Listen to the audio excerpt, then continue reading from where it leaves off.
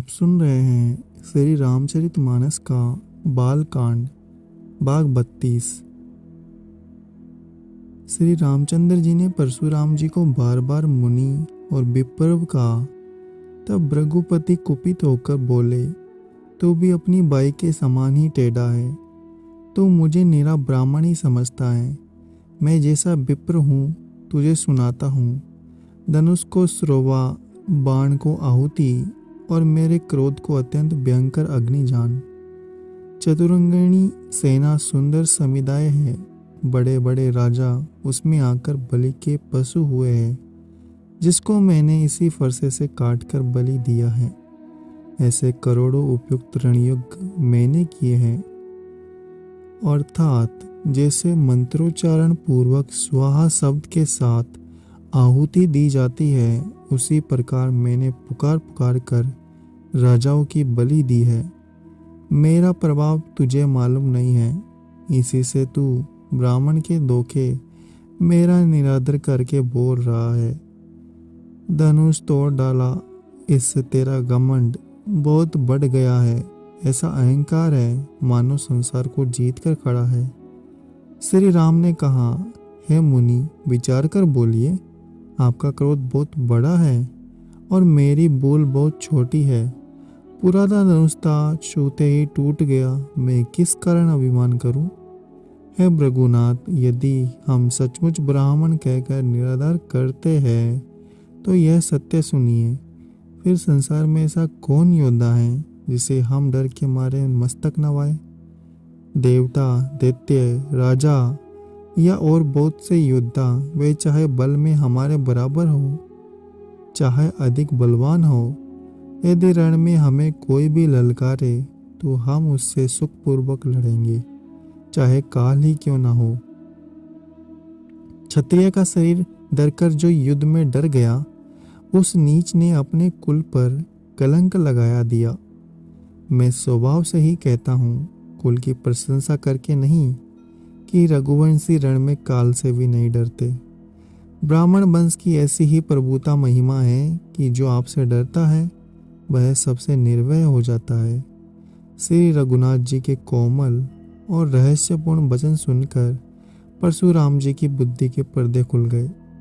परशुराम जी ने कहा, हे राम, हे लक्ष्मीपति, धनुष को हाथ में लीजिए और इसे खींचिए, जिससे मेरा संदेह मिट जाए।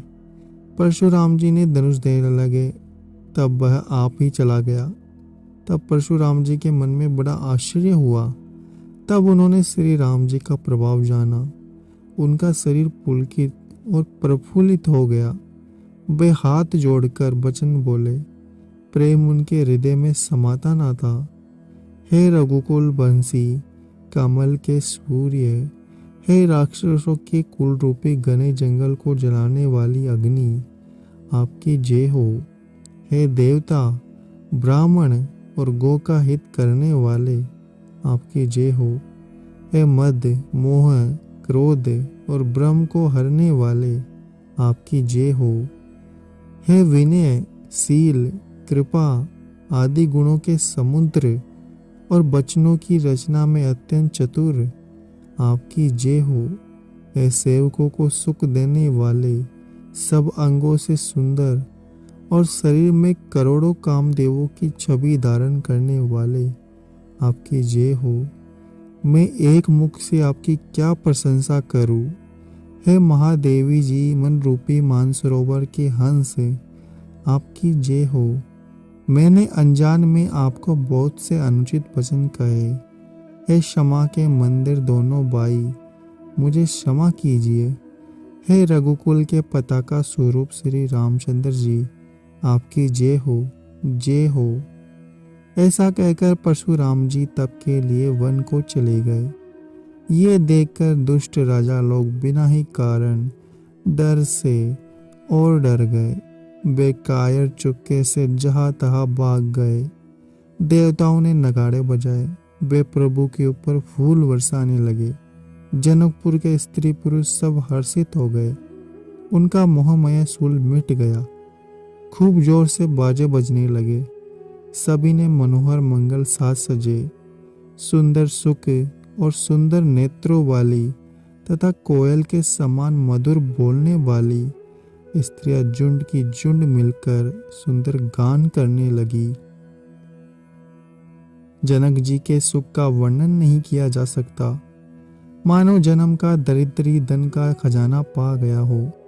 सीता जी का वह जाता रहा, वे ऐसी सुखी हुई जैसे चंद्रमा के उदय होने से चकोर की कन्या सुखी होती है।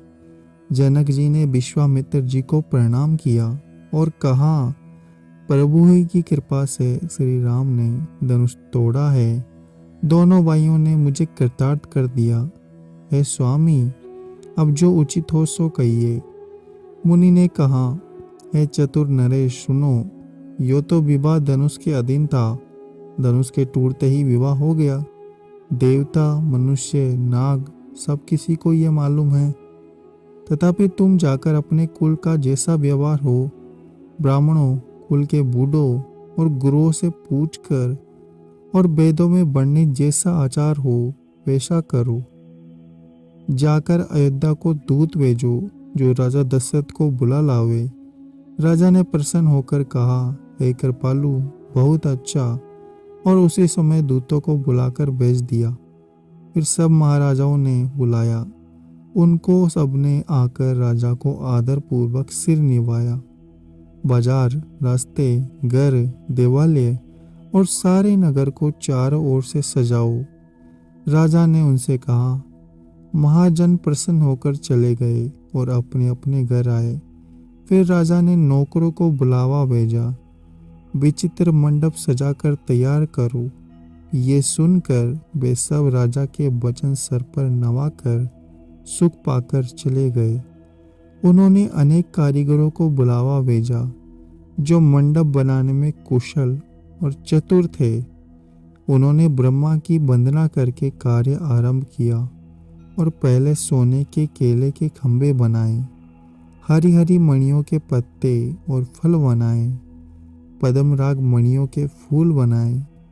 मंडप की अत्यंत विचित्र रचना देखकर ब्रह्मा का मन भी भूल गया। बाण सब हरी हरी मणियों के सीधे और गांठों से युक्त ऐसे बनाए जो पहचाने नहीं जाते थे। सोने की सुंदर नागबेली बनाई जो पत्तों सहित ऐसी बली मालूम होती थी कि पहचानी नहीं जाती थी। उसी नागबेली के रचकर और पच्चीकारी करके वंदन बनाए। बीच बीच में मोतियों की सुंदर झालरें हैं। माणिक, पन्ने, हीरे और फिरोजे इन रत्नों को चीर कर, कोर कर और पच्चीकारी करके इनके कमल बनाए। बोरे और बहुत रंगों के पक्षी बनाए जो हवा के सहारे गूंजते और कूदते हैं। खंभों पर देवताओं की मूर्तियां गढ़कर निकाली जो सब मंगल द्रव्य के लिए खड़ी थी। गजमुक्ताओं के सहजी स्वभाव ने अनेकों तरह चौक पुराए। नीलमणि को कोरकर अत्यंत सुंदर आपके पत्ते बनाए। सोने के फूल और रेशम की डोरी से बंधे हुए पन्ने के बने फूलों से गुच्छे सुशोभित है। ऐसे सुंदर और उत्तम बंधनवार बनाए मानो कामदेव ने फंदे सजाए हो। अनेकों मंगल कलश और सुंदर ध्वजा, पताका, पर्दे और चवर बनाए जिसमें मणियों के अनेकों सुंदर दीपक है। उस विचित्र मंडप का तो वर्णन ही नहीं किया जा सकता जिस मंडप में श्री जानकी जी दुल्हन होगी। किस कवि की ऐसी बुद्धि है जो उसका वर्णन कर सके। जिस मंडप में रूप गुणों के समुद्र श्री रामचंद्र जी दूल्हे होंगे, वह मंडप तीनों लोकों में प्रसिद्ध होना चाहिए। जनक जी के महल की जैसी शोभा है वैसी ही शोभा नगर के प्रत्येक घर की दिखाई देती है। उस समय जिसने तिरहुत को देखा उसे 14 भुवन तुच्छ जान पड़े। जनकपुर में नीच के घर भी उस समय जो संपदा सुशोभित थी उसे देखकर इंद्र भी मोहित हो जाता था। जिस नगर में साक्षात लक्ष्मी जी के कपट से स्त्री का सुंदर वेश बनाकर बसती है उस पुर की शोभा का वर्णन करने में सरस्वती और शेष भी सकुचाते हैं। जनक जी के दूत श्री रामचंद्र जी की पवित्र पुरी अयोध्या में पहुँचे। सुंदर नगर देखकर वे हर्षित हुए। राजद्वार पर जाकर उन्होंने खबर भेजी। राजा दशरथ जी ने सुनकर उन्हें बुला लिया। दूतों ने प्रणाम करके चिट्ठी दी। प्रसन्न होकर राजा ने स्वयं उठकर उसे लिया। चिट्ठी बाजते समय उनके नेत्रों में जल छा गया और शरीर पुलकित हो गया। छाती भर आई। हृदय में राम और लक्ष्मण हैं, हाथ में सुंदर चिट्ठी है। राजा ने उसे हाथ में लिए ही रह गए। खट्टी मीठी कुछ भी कह ना सके। फिर धीरज धरकर उन्होंने पत्रिका पढ़ी। सारी सभा सच्ची बात जानकर हर्षित हो गई। भरत जी अपने मित्रों और भाई शत्रुघ्न के साथ जहाँ खेलते थे वही समाचार पाकर वे आ गए। बहुत प्रेम से सकुचाते हुए पूछते हैं, पिताजी चिट्ठी कहाँ से आई है? हमारे प्राणों से प्यारे दोनों भाई कहिए सकुशल तो है और वे किस देश में हैं? स्नेह से सने ये वचन सुनकर राजा ने फिर से चिट्ठी पढ़ी। चिट्ठी सुनकर दोनों भाई पुलकित हो गए। स्नेह इतना अधिक हो गया कि वह शरीर में समाता नहीं। भरत जी का पवित्र प्रेम देखकर सारी सभा ने विशेष सुख पाया। तब राजा दूतों को पास बिठाकर मन को हरने वाले मीठे वचन बोले, भैया कहो, दोनों बच्चे कुशल तो है? तुमने अपनी आंखों से उन्हें अच्छी तरह देखा है ना? सांवले और गोरे शरीर वाले वे धनुष और तरकस धारण किए रहते हैं। किशोर अवस्था है, विश्वामित्र मुनि के साथ है। तुम उनको पहचानते हो तो उनका स्वभाव बताओ। राजा प्रेम के विशेष बस होने से बार बार इस प्रकार पूछ रहे हैं। जिस दिन मुनि ने उन्हें लेवा ले गए थे तब से आज तक हमने सच्ची खबर पाई है। कहो तो महाराज जनक ने उन्हें कैसे पहचाना? हे प्रिय वचन सुनकर दूत मुस्कुराए। हे राजाओं के मुकुटमणि, सुनिए, आपके समान धन्य और कोई नहीं है। जिनके राम लक्ष्मण जैसे पुत्र है, जो दोनों विश्व के विभूषण हैं, आपके पुत्र पूछने योग्य नहीं है। वे पुरुष सिंह तीनों लोकों के प्रकाश स्वरूप है, जिनके यश के आगे चंद्रमा मलिन और प्रताप के आगे सूर्य शीतल लगता है। हे नाथ, उनके लिए आप कहते हैं कि उन्हें कैसे पहचाना? क्या सूर्य को हाथ में दीपक लेकर देखा जाता है? सीता जी के स्वयंवर में अनेकों राजा और एक से एक बढ़कर योद्धा एकत्र हुए हैं, परंतु शिव जी के धनुष को कोई भी नहीं हटा सका। सारे बलवान वीर हार गए। तीनों लोगों को जो वीरता के अभिमानी थे, शिव जी के धनुष को सबकी शक्ति तोड़ दी। बाणासुर जो सुमेरों को भी उठा सकता था, वह भी हृदय में हराकर परिक्रमा करके चल गया। जिसने खेल से ही कैलाश को उठा लिया था, वो रावण भी उस सभा में पराजय को प्राप्त हुआ। हे महाराज सुनिए, बाहर रघुवंश रमणी श्री राम ने बिना ही प्रयास शिवजी के धनुष को वैसे ही तोड़ डाला जैसे हाथी कमल की डंडी को तोड़ डालता है। धनुष टूटने की बात सुनकर परशुराम जी क्रोधवर आए और उन्होंने बहुत प्रकार से आंखें दिखाई। अंत में उन्होंने भी श्री राम का बल देखकर उन्हें अपना धनुष दे दिया और बहुत प्रकार से विनती करके वन में चले गए।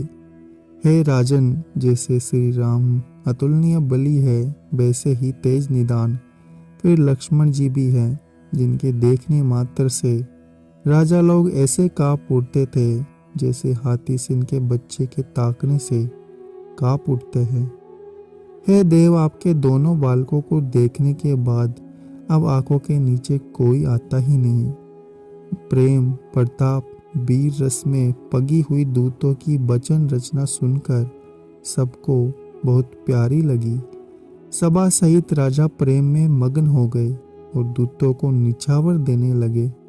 यह नीति विरुद्ध है। ऐसा कहकर दूत अपने हाथों से कान मूंदने लगे।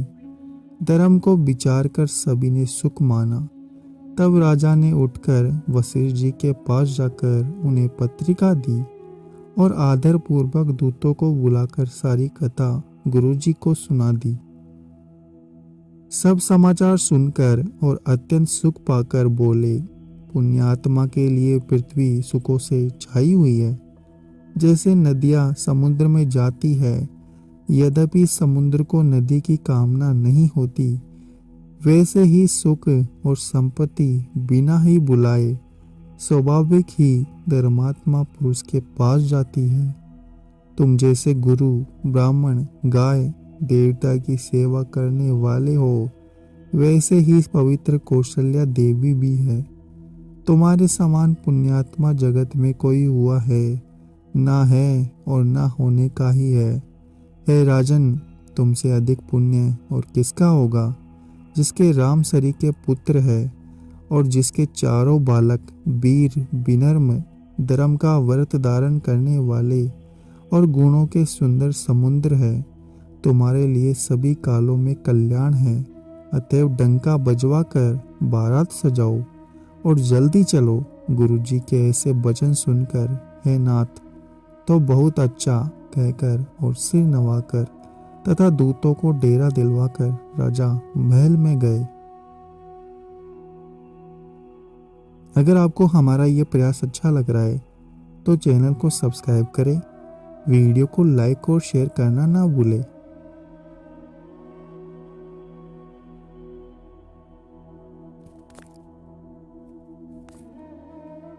आप सुन रहे हैं श्री रामचरितमानस का बाल कांड, भाग 32। श्री रामचंद्र जी ने परशुराम जी को बार बार मुनि और विप्रव कहा। तब भृगुपति कुपित होकर बोले, तू भी अपनी बाई के समान ही टेढ़ा है। तू मुझे निरा ब्राह्मण ही समझता है। मैं जैसा विप्र हूँ तुझे सुनाता हूँ। धनुष को स्रोवा, बाण को आहुति और मेरे क्रोध को अत्यंत भयंकर अग्नि जान। चतुरंगिणी सेना सुंदर समुदाय है। बड़े बड़े राजा उसमें आकर बलि के पशु हुए हैं, जिसको मैंने इसी फरसे से काटकर बलि दिया है। ऐसे करोड़ों उपयुक्त रणयुद्ध मैंने किए हैं। अर्थात जैसे मंत्रोच्चारण पूर्वक स्वाहा शब्द के साथ आहुति दी जाती है, उसी प्रकार मैंने पुकार पुकार कर राजाओं की बलि दी है। मेरा प्रभाव तुझे मालूम नहीं है, इसी से तू ब्राह्मण के धोखे मेरा निरादर करके बोल रहा है। धनुष तोड़ डाला, इससे तेरा घमंड बहुत बढ़ गया है। ऐसा अहंकार है मानो संसार को जीत कर खड़ा है। श्री राम ने कहा, हे मुनि, विचार कर बोलिए। आपका क्रोध बहुत बड़ा है और मेरी बोल बहुत छोटी है। पुराना धनुष था, छूते ही टूट गया। मैं किस कारण अभिमान करूं? हे भृगुनाथ, यदि हम सचमुच ब्राह्मण कहकर निरादर करते हैं तो यह सत्य सुनिए। फिर संसार में ऐसा कौन योद्धा है जिसे हम डर के मारे मस्तक नवाए? देवता, दैत्य, राजा या और बहुत से योद्धा, वे चाहे बल